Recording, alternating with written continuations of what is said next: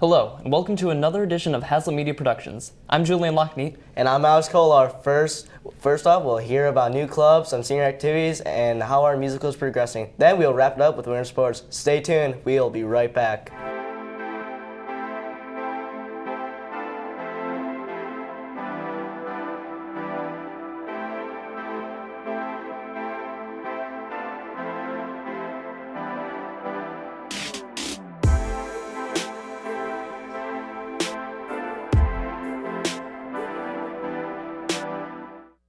Do you like making funny videos and dancing with your friends?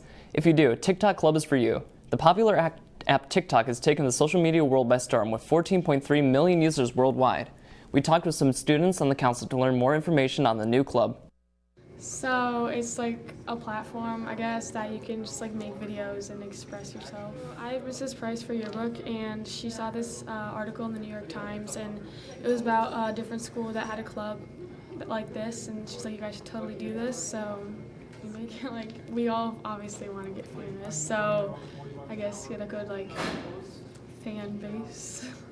So if you include like me, Kira, and Alexa, who like started it 7, because there was 4 other people that came. So me, Allie Maloney, and Alexa Nystrom were all like co-presidents, so we all run it. It's really just a club where we can go and we all like make TikToks, and we have like a club account, so we can all like express how we feel as like a club and just to bring fun to the school. Price saw it in the newspaper, and she knew that we were TikTokers, so she brought it up to us, and we said, you know, let's do it. And so she agreed to be our advisor, and we went and we put it in our paper, and it was a club next thing we knew. The senior class recently took a day off for an unofficial senior skip day. Several students were upset over an email sent by Mr. Smith to parents. We asked Mr. Smith about this email and the trend he has been seeing with the increase in the skip days over the years. Well, I caught word that the seniors are planning a skip day for the Monday with the Tuesday off to turn it into a long weekend. And I know the past 2 years, second semester, senior classes have added in like a second or a third, plus like it's a senior skip day, often where they aren't doing anything collectively as a group. And so when I caught word of the Monday, November one, I just sent out a general email to parents, letting them know that it is a required day of school. It's not a sanctioned senior skip day, that we did have accountability and responsibilities in class.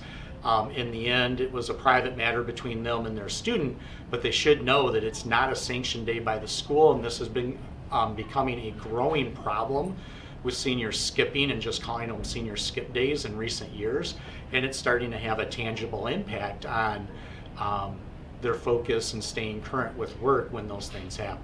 He was highly recommending seniors to not skip on that day, and for parents to like teach their kids to, oh, you're gonna learn an adult lesson if you do skip that day. No, I thought it was a kind of pointless thing to send out an email just because like he wants students to come to his class. Kids are gonna try to skip as much as possible. Oh yeah, there's gonna be multiple ones.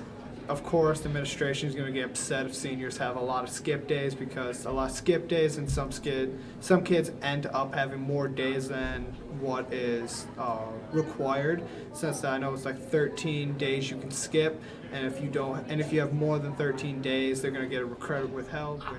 What I think, both administratively and teachers, but as sort of as a school, as an institution, as staff collectively, I think we really should get the message out to parents. You know, we don't want to stifle the senior year for students, but it is a regular school year. And it's one thing if you've got a tradition for a senior skip day in May, getting closer to graduation, and especially if there's some organized activities, not staff or parent organized, student organized, but a couple years ago they went to Cedar Point or something like that, you kind of get it. Like, I might not officially be able to just excuse it, and I got to hold my other students accountable for work, but you kind of get that there might be something like that. But when it's starting to add up, like we're tacking one on because we had 2 snow days and we're going to extend the weekend, and we're going to have one in February and a couple in May, or now we're adding one in November. Well, now it's just becoming an excuse to not be in school, in my opinion. And I think more disconcerting is, I think if we don't try to get ahead of it, it just sends the message that, you know, when I feel like blowing something off, I can. In the real work world, that just isn't going to cut it regularly. So I think maybe communicating with parents, sending some emails home, or having like a senior parent meeting where that's brought up, or where all the teachers that have seniors, like we're doing an email blast to remind them, just letting them know that it's a growing problem. It does impact classroom work and productivity and learning. In the end, the decision's theirs legally, but I think if they knew what was going on in a broader sense and knew the school isn't condoning these, you'd probably have parents say, no, we need to get you into school and this is important. And if there is an unofficial, official senior skip day that comes up in April or May, that might be something that's special versus it's just sort of become the norm. A very important factor in a musical is not only the cast, but the sets, lighting, and everything else that goes into the live show. We contacted Mr. Hepfer to see all of the behind-the-scenes action that goes into bringing Mrs. Val's musicals to life. So usually we try to talk before the end of the school year and create a short list for all of us to do some research on and think about, you know, what it would take to complete that show. And then we try to meet in the summer and talk a few times and narrow that list down smaller, like, would you want this for a set? We would need this for the pit, and kind of narrow down our selections. And then once we have 3, we usually have an in-person meeting and kind of hash through all the pros and cons and then make a selection. Yeah, so there were I had a few big ideas. I had seen it on Broadway when it was originally done. And so I had very grand ideas and plans for what I'd like to see happen.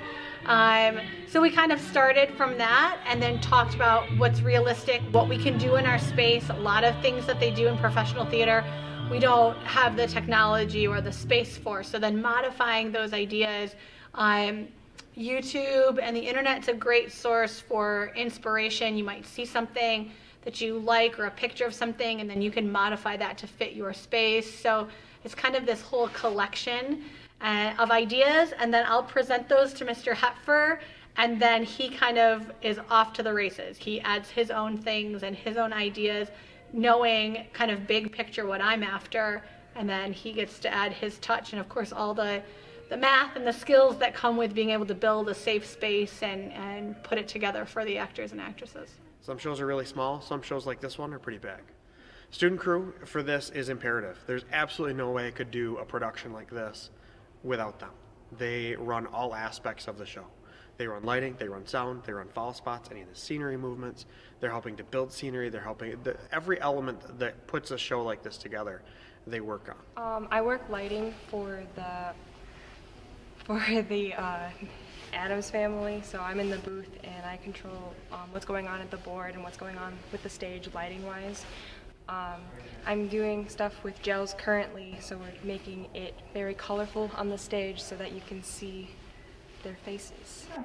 I do sound here for the auditorium and mess around a little in lights, but I mainly do sound. I think right now we have 7 mics. We're going to be adding more. We're still pretty early in the process. Usually we have around 24 to 28 in the show. So then it gets pretty hectic. You know, you got everybody on stage at once. You got to get the levels right. You know, make sure no one's voice is too loud when they shouldn't be. Just make sure everybody, basically if I'm doing my job right, nobody knows I'm here because everyone sounds like they should be. It definitely gets a lot trickier in scenes where everybody's crossing across stage. You know, they have one line and they go off, they go running on, anything like that. It starts off simple, but it can get really crazy really fast. As you have seen, a lot of work goes into the show, so make sure that you don't miss the spectacle of monstrous fun.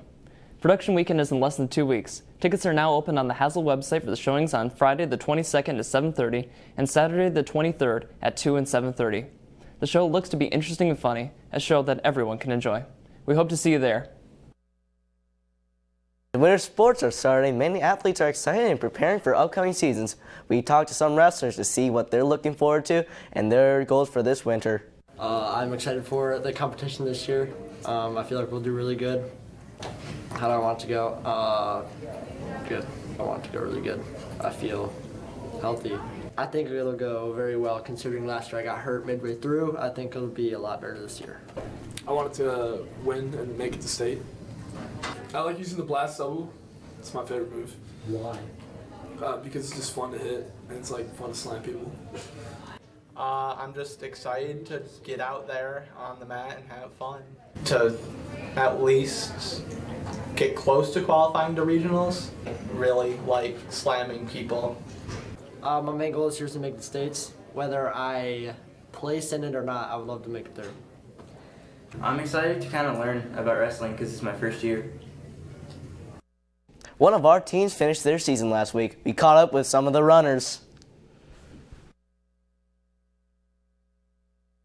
I think we have a better chemistry. I think we're like a lot closer together when it comes like time differences.